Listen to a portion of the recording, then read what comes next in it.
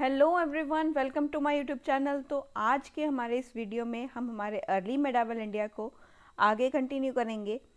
जैसे कि हमने स्टार्ट किया था हमारे पाला डायनेसिटी के साथ। हमने कल के लेक्चर में धर्मपाला के बारे में पढ़ा था।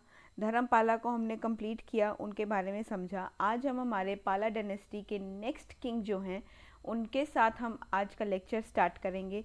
तो चलिए स्टार्ट करते हैं with the next king related to the Pala dynasty. तो आज जो हमारे किंग के बारे में डिस्कशन करेंगे वो हैं हमारे देवपाला के बारे में। लास्ट हमने धर्मपाला के बारे में पढ़ा था, आज हम देवपाला के बारे में पढ़ने वाले हैं। देवपाला, अब उनके बेटे आ चुके हैं, धर्मपा जी के बेटे देवपाला, जिनका टाइम पीरियड रहा है अराउंड 810 से लेकर के 850 CE तक का इनका टाइम पीरियड देखने को मिलने वाला है।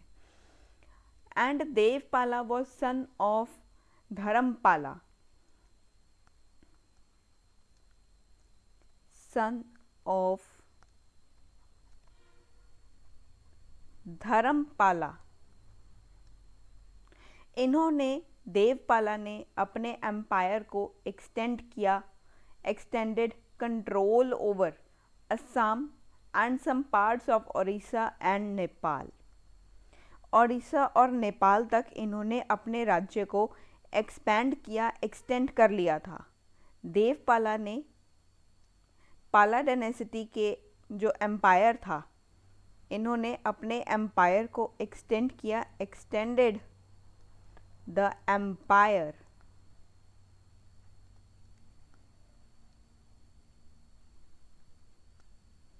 over Assam and some parts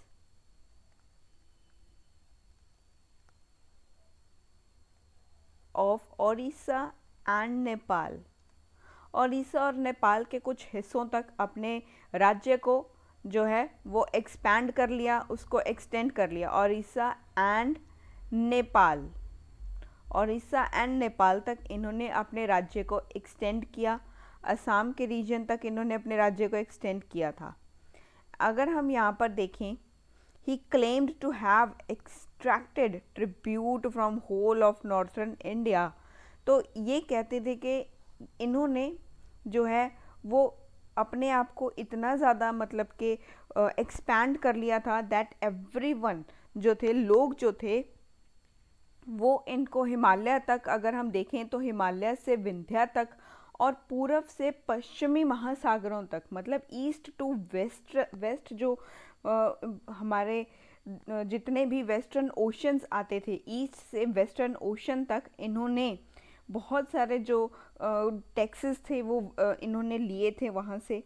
बहुत ही ज़्यादा जो टैक्सेस थे, बहुत ट्रिब्यूट्स जो थी वो लोग यहाँ से पे करते थे इनको।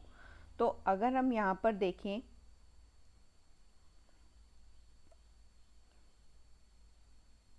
इन्होंने इस चीज़ के लिए क्लेम किया कि हिमालय से विंध्या तक और ईस्ट से वेस्ट ओशंस तक जो भी यहाँ पर राज्य थे वो इन्हें ट्रिब्यूट पे किया करते थे। वो इन्हें जो टैक्सेस हुआ करते थे वो इन्हें पे करते थे, टैक्सेस इनको पे किया करते थे यहाँ के लोग।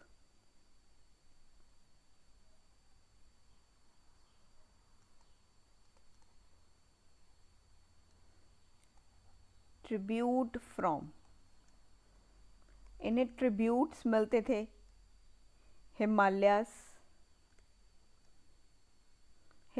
से लेकर विंध्यास तक, हिमालय से विंध्यास तक, और साथ में ईस्ट से लेकर के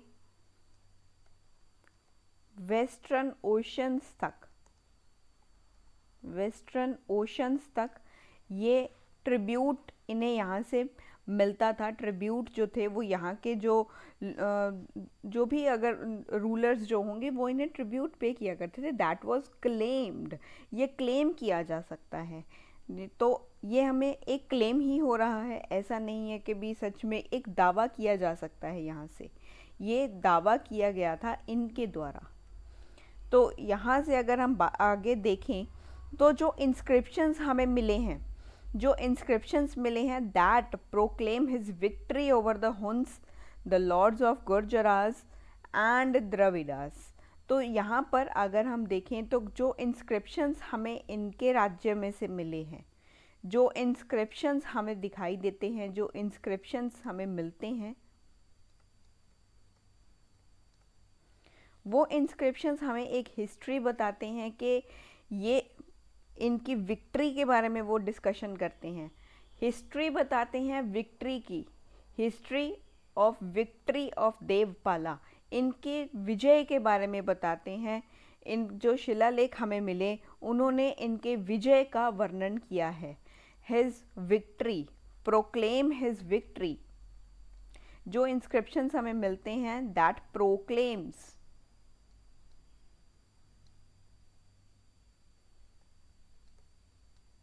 his victory over हुन्स के ऊपर इनकी विजय के बारे में वो बताते हैं। साथ के साथ वो गुर्जरों के ऊपर, गुर्जरास जो थे, गुर्जरास के ऊपर इनकी जो विजय थी उनके बारे में बताते हैं। गुर्जरास के ऊपर इनकी विजय के बारे में बताते हैं।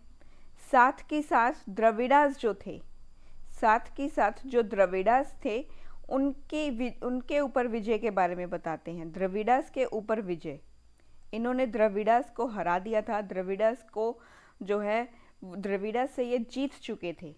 तो यहाँ पर अगर हम आगे, मैं इसे अच्छे से यहाँ पर लिख देती हूँ ताकि आपको जो है वो चीज़ें देखने में ईजी हो जाए। देवपाला, देवपाला के जो इंस्क्रिप्शंस हमें यहाँ से मिले हैं, इनके राज्य से जो इंस्क्रिप्शंस मिले हैं वो इनकी विक्ट्री का वर्णन करते हैं, वो इनकी विक्ट्री के बारे में बताते हैं। विक्ट्री ओवर हुन्स के ऊपर इनकी विजय के बारे में बता रहे हैं। वो गुर्जरास के ऊपर इनकी विजय के बारे में बता रहे हैं। ये गुर्जरास से ये जीत चुके थे, गुर्जरास से ये जीत गए थे। साथ के साथ इन्होंने द्रविडास के ऊपर भी विजय प्राप्त की थी। जो द्रविडास थे उनके ऊपर भी इन्होंने विजय को प्राप्त किया था। उस विजय के बारे में भी ये इंस्क्रिप्शन से हमें पता चलता है। तो देवपाला के राइन की बात हो रही थी। और अगर हम यहाँ पर देखें, then preferred Munger to Pataliputra, तो इन्होंने पाटलिपुत्र के ऊपर इन्होंने ज़्यादा से ज़्यादा प्रेफरेंस किसे दिया, प्रायोरिटी किसको दी? मुंगेर को ज़्यादा प्रायोरिटी दी थी। इन्होंने मुंगेर को एज ज़्यादा प्रायोरिटी दी अपने हमारे पाटलिपुत्र से ज़्यादा। अगर इन्होंने कैपिटल, इनको ऑप्शन दिया गया, जैसे आजकल वो ट्रेंड चलता है ना, वो चिट्स के ऊपर लिखा हुआ होता है और आपकी फैमिली में से कोई एक चिट उठाता है, या तो वो घर का खाना या रेस्टोरेंट स्टाइल का, वो फिर उस तरीके से वो जो ट्रेंड्स चल रहे हैं वो इस तरीके से देवपाला से भी पूछा गया। तो इनके साथ पूछा गया कि आप कैपिटल किसे बनाना चाहेंगे, तो इनको दो ऑप्शन दिए गए। इन्होंने सबसे ज़्यादा, इनको लगा अरे मुंगेर, तो मुंगेर बड़ा अच्छा सा नाम है, तो यहीं पर ही हम अपनी जो है कैपिटल को बनाएंगे। ऐसा नहीं है कि सच में ऐसा हुआ होगा। इन्होंने ज़्यादा से ज़्यादा प्रेफरेंसेस दिए मुंगेर को, पाटलिपुत्र से ज़्यादा इन्होंने प्रेफरेंस मुंगेर को दिया अपनी कैपिटल को बनाने के लिए। मैंने वो एग्जाम्पल एक सटायरलिकली दिया है, ऐसा नहीं है कि सच में ऐसा ही हुआ होगा। कुछ पॉलिटिकल कारणों की वजह से जो भी कुछ एक राजा जब भी कोई डिसीजन लेता है तो वो अपनी प्रजा के लिए, के हित के लिए लेता है और अपने राज्य को प्रोटेक्ट करने के लिए लेता है। तो इन्होंने भी मुंगेर को अगर कैपिटल इन्होंने बनाया था, उसको ज़्यादा प्रेफरेंस दिया, तो इसके पीछे कोई ना कोई कारण तो होगा, इसके पीछे कोई ना कोई वजह होगी। मुंगेर को कैपिटल चूज़ करने के पीछे कोई ना कोई जो है वो कारण ज़रूर रहा होगा, जिसके कारण इन्होंने पाटलिपुत्र को छोड़कर इन्होंने मुंगेर को चूज़ किया for the capital of his kingdom. तो अगर हम यहाँ पर देखें, इन्होंने प्रेफरेंस दिया,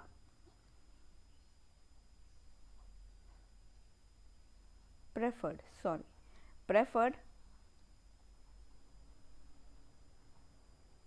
मुंगेर इन्होंने मुंगेर को ज़्यादा प्रेफरेंस दिया, पाटलिपुत्र से ज़्यादा दिया, उसको ज़्यादा प्राथमिकता दी गई मुंगेर को। और अगर हम आगे बात करें इनके राइम में, then he was a great pattern of Buddhism. ये बुद्धिज़्म को बहुत ज़्यादा फॉलो करते थे।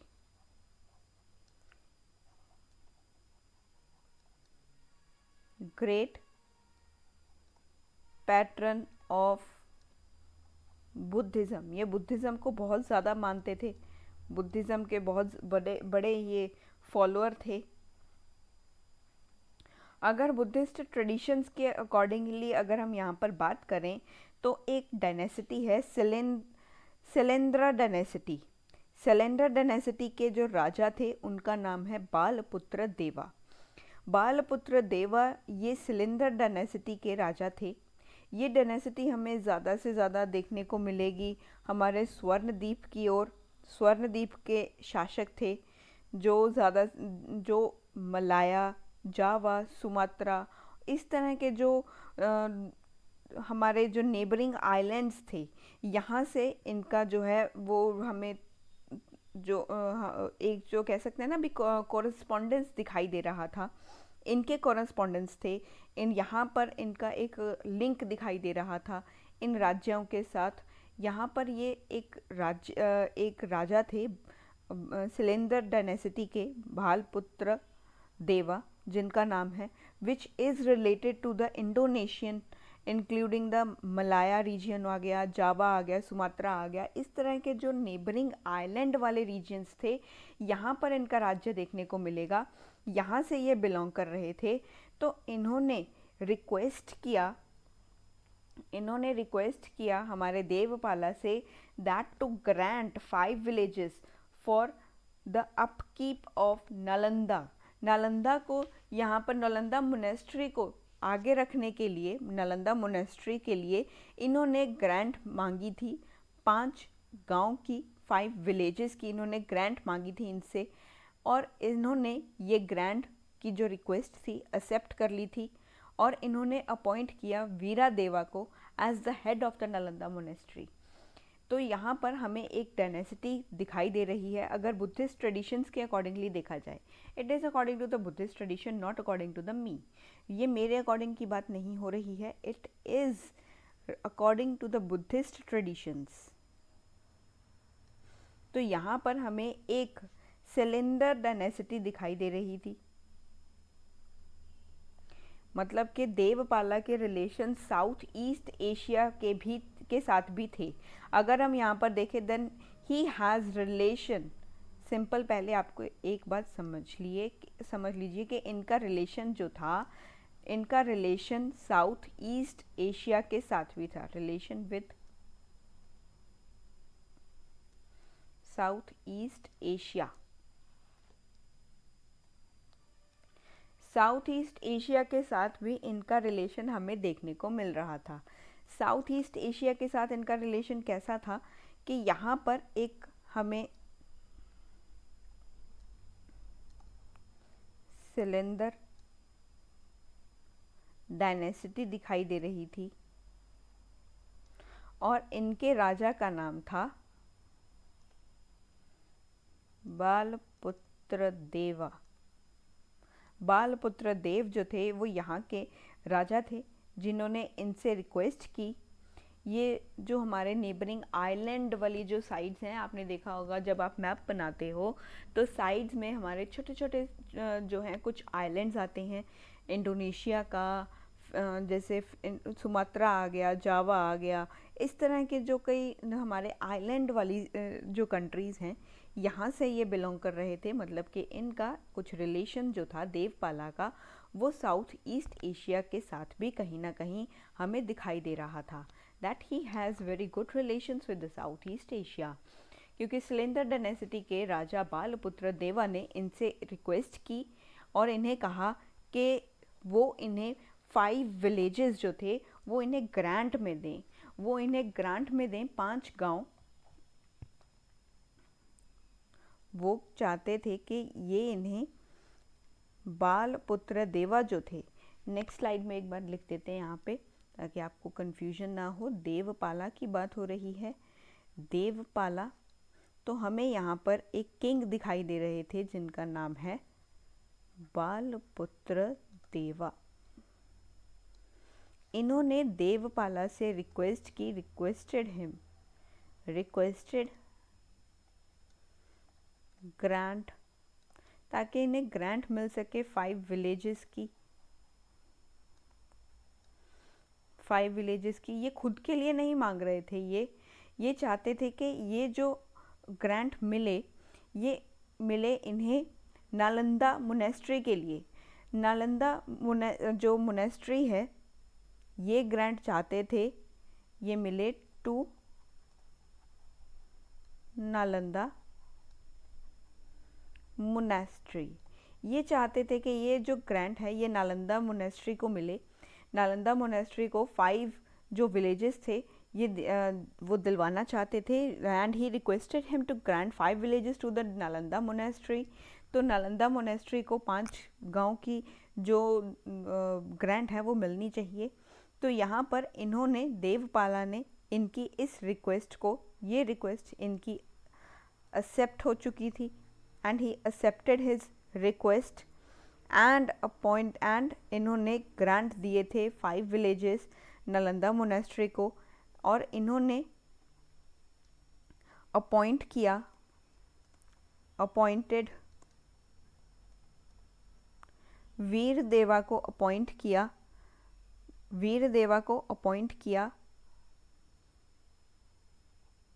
ये हेड बने थे, हेड ऑफ द नालंदा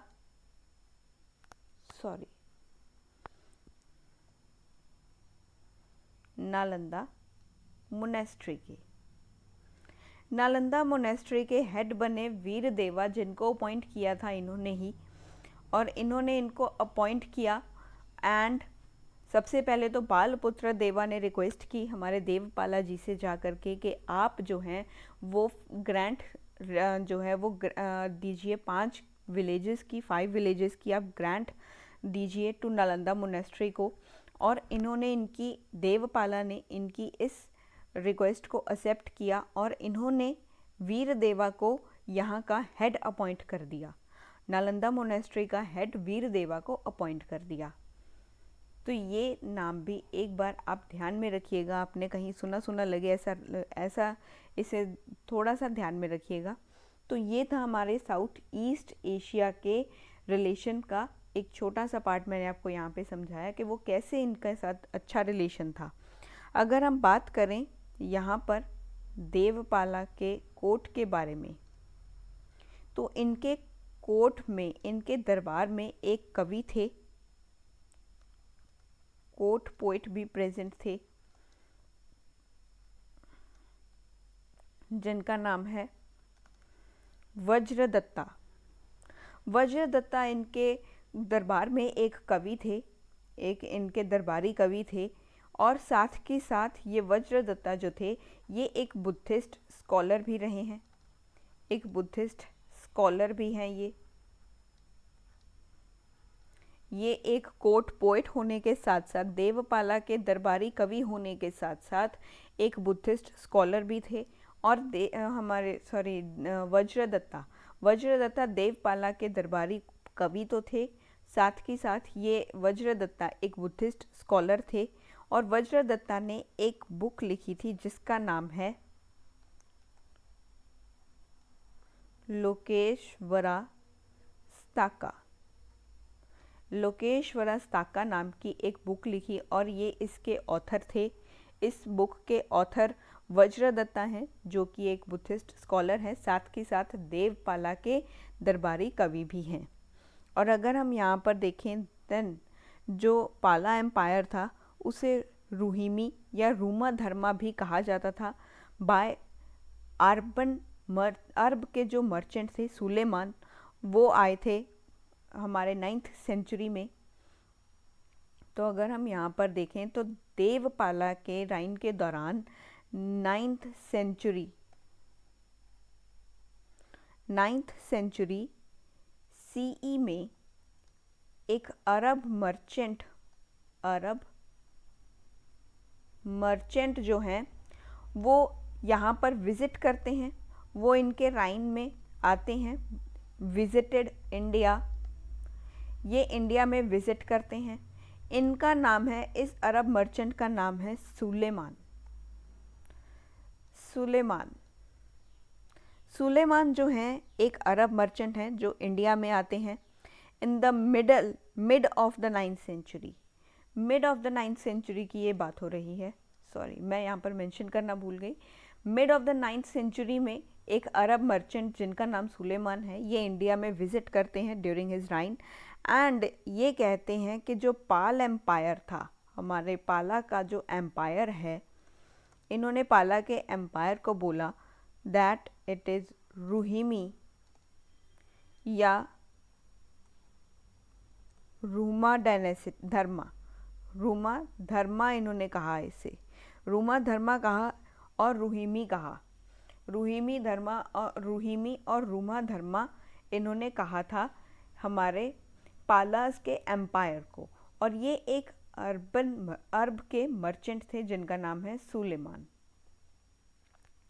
अगर यहाँ पर देखें तो इन्होंने कहा जो पाल का जो एम्पायर था, जो पालास का जो एम्पायर था, that was war with the Pratihara Rashtrakuta. मतलब कि इन्होंने एक और चीज़ पालास के बारे में लिखी कि जब मैं यहाँ पर आया तो फिर पालास जो थे देवर इन्वॉल्व्ड इन द ट्राइपेटाइट स्ट्रगल। तो ये ट्राइपेटाइट स्ट्रगल यहाँ पर चल ही रहा था। जब मैं यहाँ आया तो हमारे जो पालास थे they were around the struggle with the Pratiharas and हमारे राष्ट्रकूटास। तो पालास का जो यहाँ पर ट्राइपेटाइट स्ट्रगल था वो तो चल ही रहा था। ट्राइपेटाइट स्ट्रगल जो था वो तो यहाँ पर चल ही रहा था।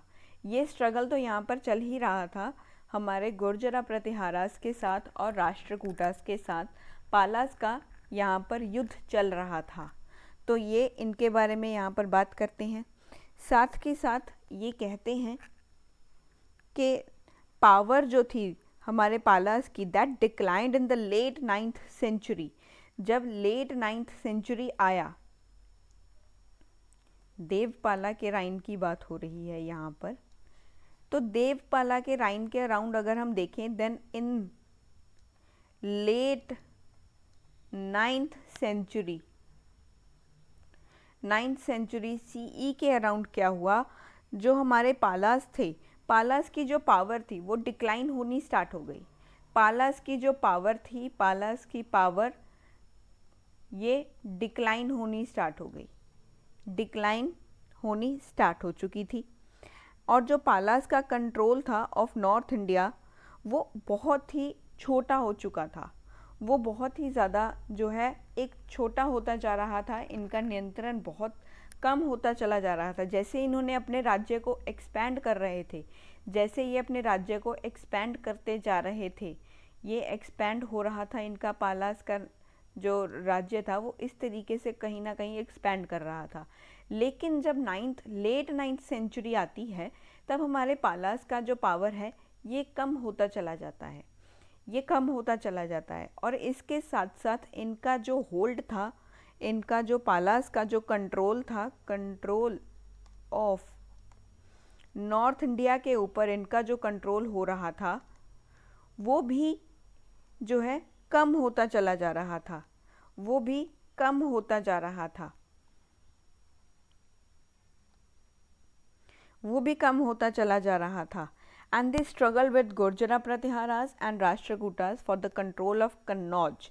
तो ये जो है इनका जो पावर जो था वो नॉर्थ इंडिया के ऊपर तो कम होता जा ही रहा था। साथ ही साथ इनका जो यहाँ पर इन्होंने कन्नौज के लिए, इन्होंने पालाज ने कन्नौज के ऊपर कंट्रोल के लिए, कन्नौज के कंट्रोल के लिए इनका जो वॉर था वो तो चल ही रहा था। वॉर चल रहा था प्रतिहारास के साथ प्लस राष्ट्रकूटास के साथ इनका वॉर तो चल ही रहा था। और हमारे पालास का जब इनके साथ वॉर चल रहा था तब पालास जो थे पालास गॉट डिफीटेड, ये हार गए। इस युद्ध में पालास, प्रतिहारास, राष्ट्रकूटास जब ये कन्नौज के लिए युद्ध कर रहे थे तब ये हार गए, हमारे प्रतिहारास, और प्रतिहारास से हार गए और राष्ट्रकूटास से भी हार गए। कन्नौज के लिए ये लड़ते लड़ते हार गए थे एंड वर डिफीटेड। तो यहाँ पर इनके जो सबॉर्डिनेट रूलर्स जो थे असम और उड़ीसा के, इन्होंने एज्यूम कर लिया इंडिपेंडेंस। इन्होंने अपनी इंडिपेंडेंसता को, अपनी इंडिपेंडेंसी को, अपनी आज़ादी को यहाँ पर डिक्लेयर कर दिया। इनके सबॉर्डिनेट रूलर्स जो थे, इनके पालास के जो सबॉर्डिनेट्स जो थे, सबॉर्डिनेट रूलर्स जो थे उन्होंने अपनी इंडिपेंडेंसी डिक्लेयर कर दी। इंडिपेंडेंसी इन्होंने डिक्लेयर कर दी। और ये सबॉर्डिनेट रूलर्स और कोई नहीं बल्कि ये असम और उड़ीसा के ही कुछ रूलर्स थे। असम प्लस उड़ीसा के जो सबॉर्डिनेट रूलर्स थे उन्होंने अपनी स्वतंत्रता जो थी वो यहाँ पर डिक्लेयर कर दी। तो ये थे हमारे देवपाला के बारे में। नेक्स्ट आएंगे हमारे नेक्स्ट जो राजा हैं उनके बारे में अब हम डिस्कशन करेंगे, जो हैं हमारे महीपाल।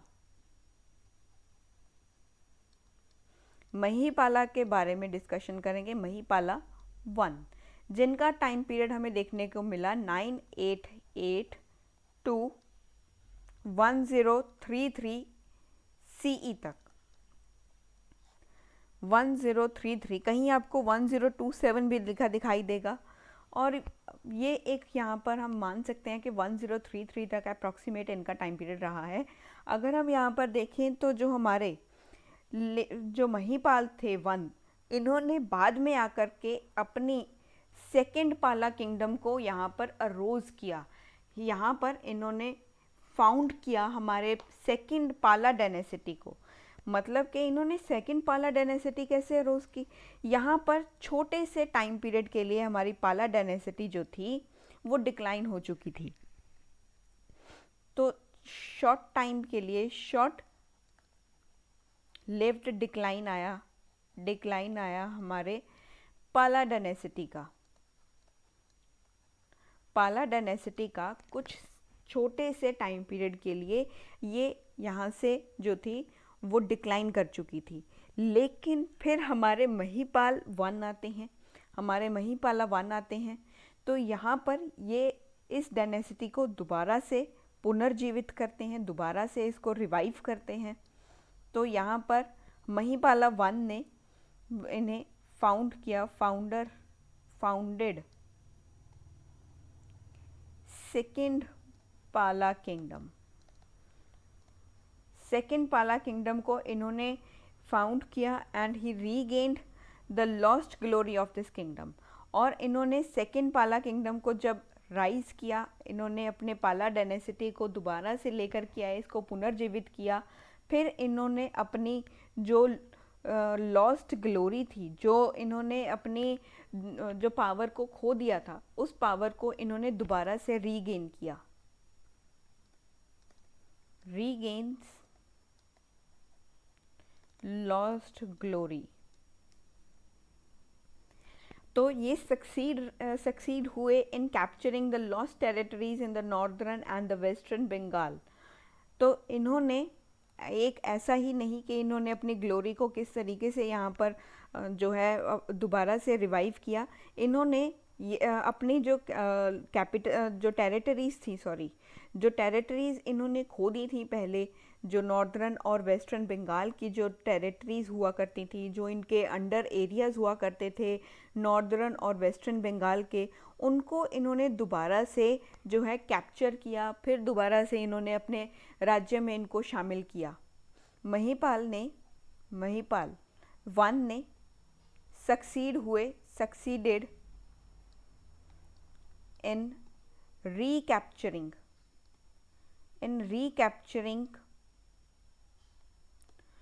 lost territories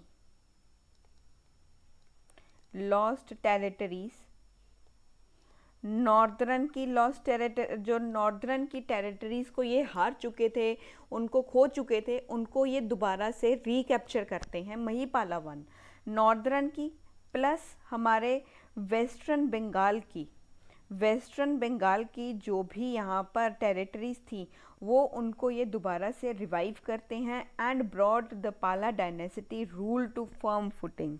मतलब कि ये फिर से दोबारा से पाला डायनेसिटी को एक बार फिर से अपने पैरों पर खड़ा कर देते हैं, उसे बहुत ही अच्छा राज्य दोबारा से इस्टेब्लिश कर देते हैं and regain the glory of this पाला डायनेसिटी। और फिर से अपने राज्य को ये जो है वो उसी ग्लोरी पर लेकर जाते हैं, उसी हाइट्स पर लेकर जाते हैं जो कभी पहले हुआ करती थी। एंड महिपाला वन, अगर हम नेक्स्ट स्लाइड में बात करते हैं, यहाँ पर महिपाला वन की ही बात हो रही है, महिपाला वन की बात हो रही है। And he became a very highly popular king, बहुत ही पॉपुलर किंग बन चुके थे ये, एंड बहुत अच्छे अच्छे, क्योंकि ये पब्लिक वेलफेयर एक्टिविटीज़ को परफॉर्म करते थे, अपने पब्लिक एडमिनिस्ट्रेशन को अच्छे से चला रहे थे, अपने राज्य को अच्छे से रन कर रहे थे, उसकी वजह से ये बहुत ही ज़्यादा लोगों में पॉपुलर होते जा रहे थे। जैसे कि आजकल जो है हमारे सुपर हीरोज़ जो होते हैं, जस्ट लाइक आपने सुना ही होगा वो पावर रेंजर्स आते थे, वो कितने फेमस हुआ करते थे, है ना, छोटे बच्चों में। स्पाइडरमैन कितना फेमस हुआ करता था। तो ये सब चीज़ें महिपाल भी एज अ सुपर हीरो ही एक्ट करते हैं and became very popular king. तो इनके जो एक्टिविटीज़ की वजह से इन्होंने जो है अपने ग्लोरी को दोबारा से लेकर के आए और ये लोगों में दोबारा पॉपुलर हुए। साथ ही साथ तो इन्होंने यहाँ पर चोलास के इन्वेजन के अगेंस्ट भी इन्होंने बहुत सारा कुछ किया, क्योंकि चोलास का इन्वेजन इनके राइम में स्टार्ट हो चुका था। बट जब चोलास का इन्वेजन हो रहा था तब हमारे महिपाल जो थे, महिपाल हमारे चोलास से हार गए। चोलास के इन्वेजन से, चोलास के आक्रमण हुआ, चोलास का जैसे ही आक्रमण हुआ तो इन्होंने उनसे अपने राज्य को प्रोटेक्ट करने की कोशिश की। इन्होंने चाहा कि मैं अपने राज्य को प्रोटेक्ट करूं। इन्होंने चोल्स के जो आक्रमण थे उनके खिलाफ भी इन्होंने अपने जो जगह थी, जैसे बंगाल हो गया, बिहार हो गया, उनकी रक्षा के लिए बहुत कुछ किया। बंगाल और बिहार को प्रोटेक्ट करने के लिए, बिहार एंड बंगाल को प्रोटेक्ट किया इन्होंने फ्रॉम चोलाज इन्वेजन। चोलास के आक्रमण से बचाने के लिए इन्होंने बंगाल और बिहार को बचाने की बहुत कोशिश की, लेकिन फिर अंत में ये राजेंद्र चोला से हार गए। इनका युद्ध हुआ वर्सेस राजेंद्र चोला, और राजेंद्र चोला से ये हार गए, defeated by him, defeated by him, sorry, defeated by him का मतलब हमारे राजेंद्र चोला से ही है। हमारे महिपाल जो थे, महिपाल का युद्ध होता है राजेंद्र चोला के साथ, लेकिन राजेंद्र चोला अनफॉर्चुनेटली जीत जाते हैं हमारे राजेंद्र चोला, क्योंकि राजेंद्र चोला बहुत ही पावरफुल थे, महिपाला वन से पावरफुल थे। तो राजेंद्र चोला जीत जाते हैं अनफॉर्चुनेटली, और महिपाल हार जाते हैं, और महिपाल हार जाते हैं यहाँ पर। He was defeated by Rajendra Chola. और इनके बाद आएंगे, महिपाला वन के बाद आएंगे हमारे यहाँ पर लास्ट किंग, जिनका नाम है रामपाला। रामपाला, जिनका टाइम पीरियड रहा है 1072 से लेकर के 1126 सीई तक, 1126 सीई तक इनका टाइम पीरियड देखने को मिलेगा। ही वॉज लास्ट स्ट्रॉन्ग पाला रूलर, ये आखिरी सबसे ताकतवर पाला रूलर थे, लास्ट स्ट्रॉन्ग पाला रूलर।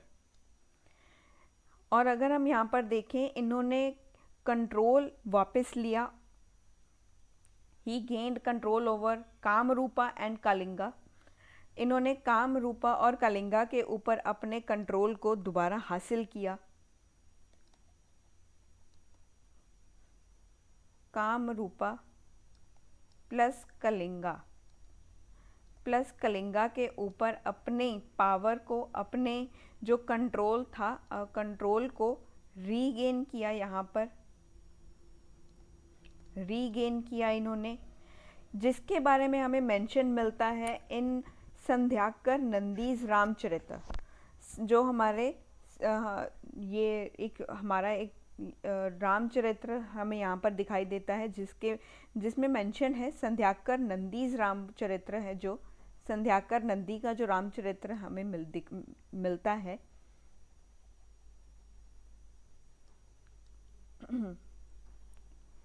संध्याकर नंदी का रामचरित्र जो है इसमें मेंशन मिलता है हमें, इसमें मेंशन मिलता है कि जो हमारे रामपाला जो थे, इन्होंने कामरूपा और कलिंगा के ऊपर अपनी पावर को दोबारा से रीगेन कर लिया था। ये इसके बारे में हमें मेंशन मिलता है इन संध्याकर नंदी के रामचरित्र में। संध्याकर नंदी के रामचरित्र में हमें इसके बारे में मेंशन मिलता है, और हमें इसके अंदर ही मेंशन मिलता है अबाउट हमें ये जो संध्याकर नंदी का रामचरित्र जो है ये डिस्क्राइब करता है कायवर्ता पीजेंट रिबिलियन के बारे में भी।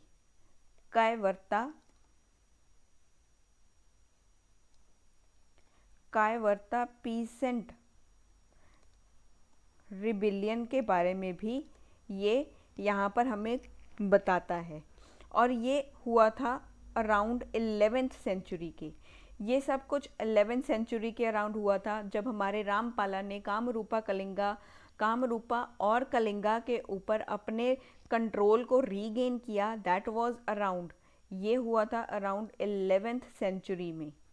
ये 11th सेंचुरी सीई की बात हो रही है, जब हमारे रामपाला ने, हमारे जो लास्ट रूलर थे, लास्ट स्ट्रॉन्ग रूलर जो हैं हमारे रामपाला ने, कामरूपा और कलिंगा के ऊपर अपने कंट्रोल को दोबारा हासिल कर लिया, जिसके बारे में हमें मेंशन मिलता है हमारे कामरूपा और कलिंगा के कंट्रोल को रीगेन किया। इसके बारे में संध्याकर नंदी का जो रामचरित्र हमें मिलता है, इसमें इस चीज़ के बारे में वर्णन है कि इन्होंने, रामपाला ने कामरूपा और कलिंगा के ऊपर अपनी जो पावर थी इसको रीगेन किया, इसके ऊपर अपने कंट्रोल को दोबारा से हासिल किया।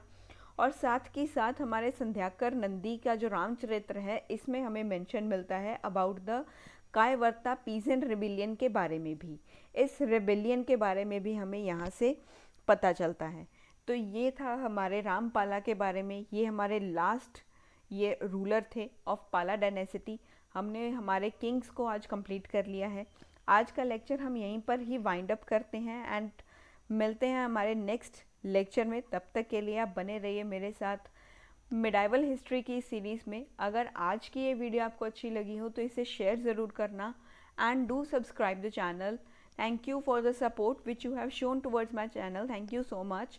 And also join my Telegram channel, जिसका लिंक मैंने अपने बायो में भी दिया है, और इस वीडियो के लिंक जो डिस्क्रिप्शन है उसमें भी इस टेलीग्राम चैनल के लिंक को मैंने मेंशन किया है। आप ज़रूर उसे देखिएगा and do subscribe my official Telegram channel to for the PDF notes and for any update regarding the history subject. Thank you so much once again and keep watching the videos.